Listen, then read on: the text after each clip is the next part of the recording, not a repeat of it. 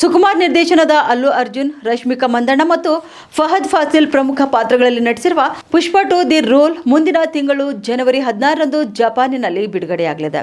2021ರ super hit Pushpa the ರೈಸ್ನ ಮುಂದುವರೆದ ಭಾಗವಾಗಿದ್ದ ಈ block buster action drama ಮೂಲತಃ ಡಿಸೆಂಬರ್ 5, 2024ರಂದು ವಿಶ್ವದಾದ್ಯಂತ ಬಿಡುಗಡೆಯಾಗಿತ್ತು ಮತ್ತು ಕಳೆದ ವರ್ಷ ಅತಿ ಹೆಚ್ಚು ಗಳಿಕೆ ಮಾಡಿದ ಭಾರತೀಯ ಚಲನಚಿತ್ರ ಕೂಡವಾಯಿತು.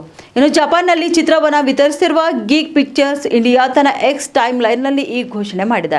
ಪುಷ್ಪ ಫ್ರಾಂಚೈಸಿಯಲ್ಲಿ ಶ್ರೀವಲ್ಲಿ ಪಾತ್ರ ನಿರ್ವಹಿಸುತ್ತಿರುವ ರಶ್ಮಿಕಾ ಮಂದಣ್ಣ ಕೂಡ ಕೊನ್ನಿಚಿವಾ ಜಪಾನ್ ಅಂತ ಪೋಸ್ಟರ್ ಶೇರ್ ಮಾಡಿದ್ದಾರೆ. ಜೊತೆಗೆ ಜಾಪಾನೀಸ್ ಟ್ರೇಲರ್ನ ಲಿಂಕ್ ಅನ್ನು ಕೂಡ ಹಂಚಿಕೊಂಡಿದ್ದಾರೆ.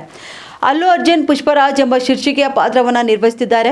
ಅಲ್ಲು ಅರ್ಜುನ್ ಅಭಿನಯದ ಈ ಚಿತ್ರವು ಸಾರ್ವಕಾಲಿಕ ಅತಿ ಹೆಚ್ಚು ಗಳಿಕೆ ಮಾಡಿದ 3ನೇ ಭಾರತೀಯ ಚಿತ್ರವಾಗಿದ್ದು ಜಾಗತಿಕವಾಗಿ 1742 ಕೋಟಿ ರೂಪಾಯಿ ಕಲೆಕ್ಷನ್ ಮಾಡಿತು. ಇನ್ನು ಜಪಾನ್ನಲ್ಲಿ ಬಿಡುಗಡೆಯಾದ ನಂತರ ಈ ಚಿತ್ರವು ಬಾಹುಬಲಿ 2 ದಿ ಕನ್ಕ್ಲೂಷನ್ ಜೀವಮಾನದ ಗಳಿಕೆಯನ್ನ ಸುಲಭವಾಗಿ ಮೀರಿಸಿ ಇದುವರೆಗೆ 2ನೇ ಅತಿ ಹೆಚ್ಚು ಗಳಿಕೆ ಮಾಡಿದ ಭಾರತೀಯ ಚಿತ್ರವಾಗಿ ಹೊರಹೊಮ್ಮಿದೆ.